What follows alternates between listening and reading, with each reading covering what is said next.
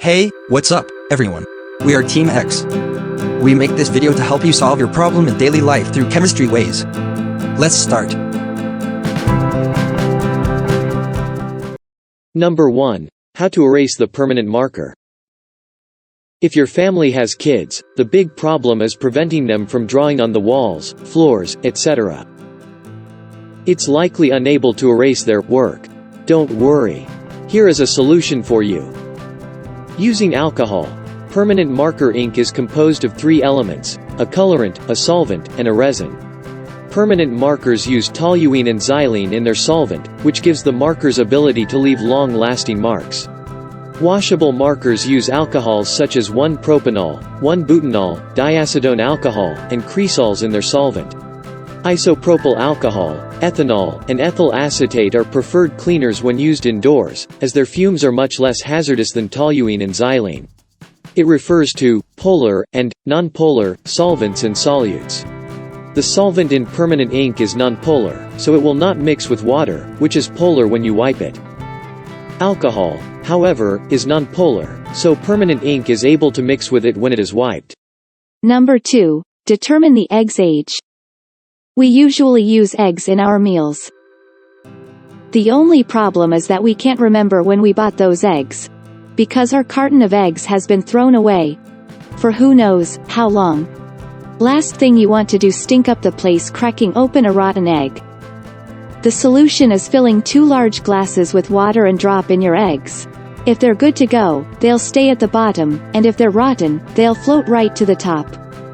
Eggshells are actually very porous to allow a little breathing room to develop chicks. These pores also act as entrances to bacteria, which causes eggs to begin caving in from the inside. This, in turn, produces a particularly stinky gas, hydrogen sulfide, H2S. The buildup with gas inside the eggs over time gives it a blank Q, making them float. Number 3. Save your favorite shirt. Imagine that you are low-spirited because your test was not as well as your expectation. And you are waiting for notification from your school. Just loading. Loading, and loading.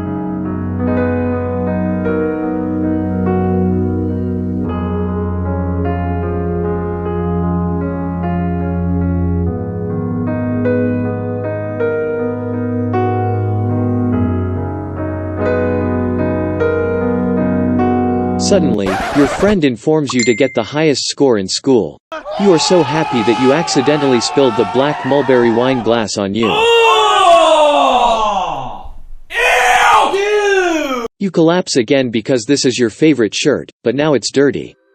You get yourself together because you are a student in chemical engineering technology of the University of Science. You already know what you to do. That's using baking soda.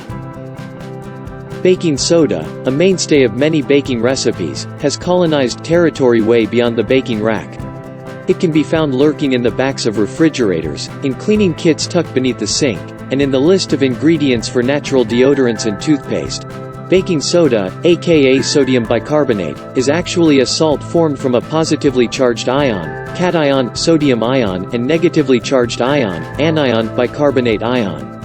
But while ionically speaking, baking soda is neutral, its pH is higher than neutral, pH equals 9. This means that it is slightly basic, the opposite of acidic, which is key to understanding why it's such a good cleaner. In several situations, baking soda works better than typical soap. Although both are basic, soap contains fat molecules that make it less harsh. On the other hand, baking soda is abrasive, which gives it the grit to dislodge particles and remove stains from surfaces. 7 hours later.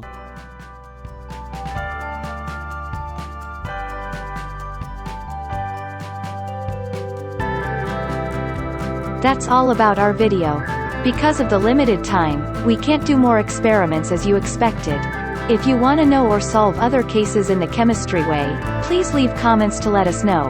We will come back with many videos. Like and subscribe to our YouTube channel. Thank you so much. Bye for now.